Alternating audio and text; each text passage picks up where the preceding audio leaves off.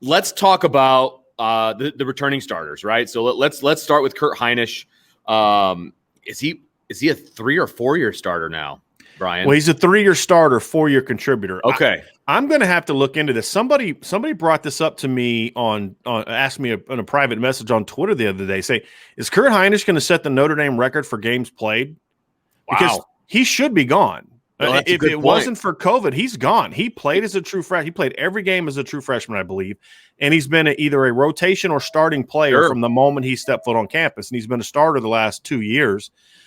He was a key rotation player in 2017, and I believe, and 2018, because they had John Bonner in 2018 as well. But he's been a key rotation player or starter for 4 years. I mean, I believe he's played in every game that Notre Dame has had since he showed up. So he's only coming back because of the additional year granted to everybody because of COVID-19. Is he the only one taking advantage of the COVID year? Well, of the seniors. Okay. So there may be some guys like down next the road. year. Right, okay. Like Bo Bauer if not for the COVID year, would be done after this year. Like Gotcha. Upcoming year. Shane Simon would be done. Tariq Bracy would be done after this upcoming year. So we'll see if some of those players kind of get their 5th year back. Gotcha. But as of the veterans that could have left, he is the only. I mean, Liam Eichenberg left, Ian Book, Robert Hainsey, all those guys left. Right. And the 5th year seniors, it doesn't surprise me. I mean, I didn't expect any of them to come back for a 6th year.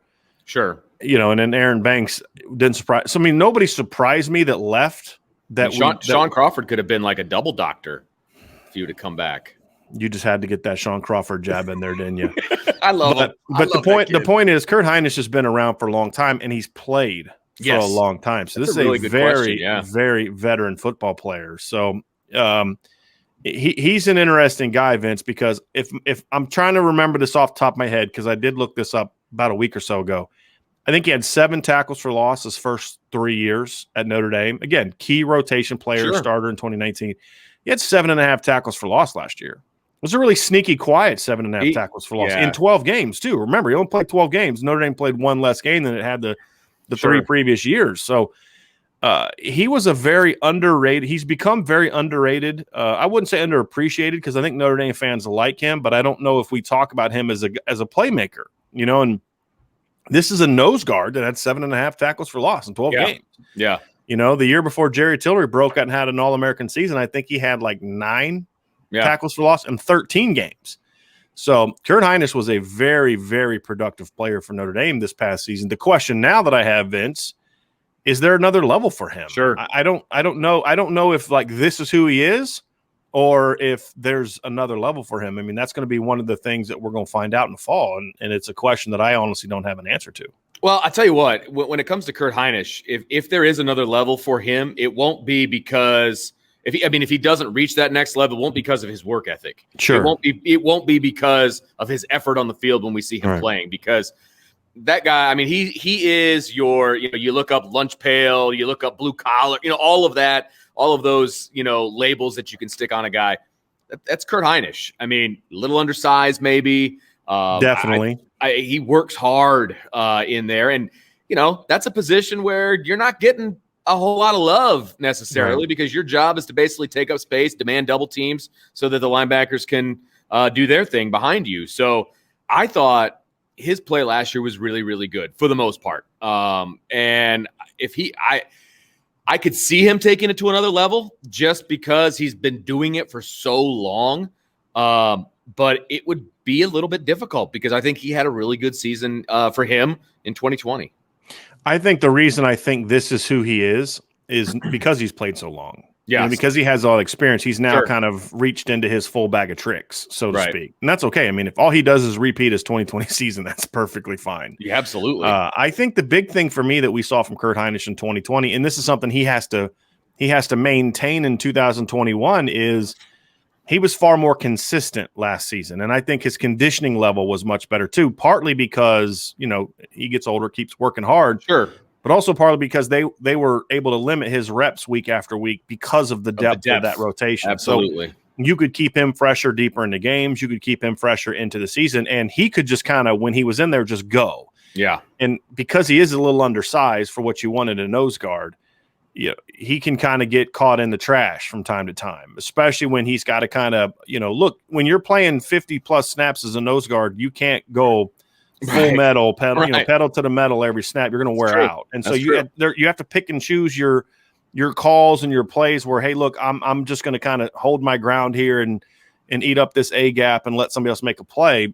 Whereas last year we saw him just so much more penetration, because the thing I really liked about Kurt Hinish in 2020 was he was so much more disruptive, and they used him to shoot gaps more and penetrate more. And if Marcus Freeman uses his defensive line the way that he did at Cincinnati, then I think Kurt Hinish is going to be one of the guys that benefits from that, because there is a lot of gap shooting. There is a lot of slanting. There is a lot of, hey, we're getting upfield. We want you to make plays. We want you to there's two ways to occupy a linebacker or a defensive or offensive line so that your linebackers can run free. One is to be a two-gap guy, which is kind of what Notre Dame did like in 2012 and 2011 with Bob Diaco. The other way is to shoot gaps and get linemen to have to turn their hips, because once an offensive lineman has to turn his hips, he's going to have a hard time getting off to a linebacker. Way. Yeah, right. And so it's easier to pick up like a DN twist, but if you're doing like a hard, nose Mike twist right up the middle, it's hard to turn your hips and then get off of that Mike linebacker and make a good block. So those are things that I think they used him correctly last year, and I think Marcus Freeman is going to do the same thing based on what we saw from Cincinnati. The thing that Kurt Hinish has to continue to do, Vince, is he has to keep that same level of consistency that we saw last year. And there weren't there'd be plays in 2019 and 2018 where he'd have a good game, but then there's about 4 or 5 plays a game where he just gets blown off the ball. We didn't really see that last year. Sure. I think part of that was because they weren't asking him to anchor, because he's not a big guy. Sure. You're not asking him to just anchor and stay there and take on the center and the guard and hold his ground. He's just not going to win that battle. So if they continue to use him appropriately, but then, he's got to continue to play with that same motor. And I'm not concerned about it. I mean, he's got to go prove it. I'm not concerned about it, just knowing Kurt Hinish, because what a lot of people may not know is he's been dealing with personal issues this entire time. His dad's, it's now public knowledge, so I'm okay saying this, but like his dad's battled cancer for much of his Notre Dame career, so he's been dealing with that stuff back home, and he's been able to kind of still lock it in. And when it's time to buckle up the chin strap, he's ready to bring it. So this is a kid that is going to be a key part of the Notre Dame defense in 2021, even if he's not necessarily the same volume playmaker that he was in 2020. Let me ask you, because there's going to be a bit of a scheme change and things of that nature with Kurt Hinish, does that help or hurt him if they're in a 3 front and he's got to be that nose, without the defensive tackle? I think it's going to be fine, because they don't play. They're not a 2-gap 3-down line, right? So what that means essentially is, let's talk since he, he's been in recently we talked about Lewis Nix, right? So what made Lewis Nix such a good player is he could be a 2-gap player. And what that essentially means is I'm responsible for 2 gaps, right? So that means I'm coming off the line, I'm engaging the center, and I kind of have both A gaps, right? So the guards, you have to double me, and because I'm so big and strong, I can kind of stay there and occupy a couple blockers and play both of those gaps, right? That requires a big, strong nose guard. That's what Alabama used to have, when they had Terrence Cody and all those big, massive nose guards. Then there's the other type of 3-down look, which is more of a penetrating look and a lot more second-level twists and stunts, and that's called a 1-gap defensive front. Marcus Freeman's defense is more of a 1-gap attacking defense. So there's always going to be a 4th person inserting into the line, whether it's an outside linebacker, a middle linebacker. There's always going to be some kind of run stunt to get sort of that 4th guy inserted into a gap. And then, of course, you have the safety protection. And they do when we broke down the linebackers fitting into this defense, we have a podcast on it, and we have a video on it on YouTube. The video is even better because you can actually see the graphics. We showed the production from the inside linebackers at Cincinnati was significantly better than that at Notre Dame because of the manner in which they were used. Sure.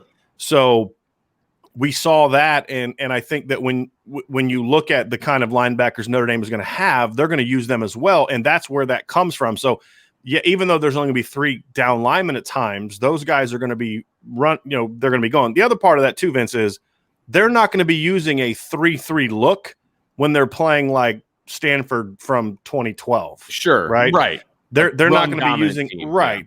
When they play Wisconsin, they're not going to be doing a lot of 3-3-5. Sure. They'll be in a 4-down look. So that's the other part of it is, and that's where I think it could help Kurt Hinish as well, because up the middle as a nose, he can now do a lot more slanting and stunting and kind of have more room to kind of his quickness off the ball. Right, so the way that he uses them is slanting, twisting, and allowing them to just be more aggressive and penetrating, and I think that fits into his style of play.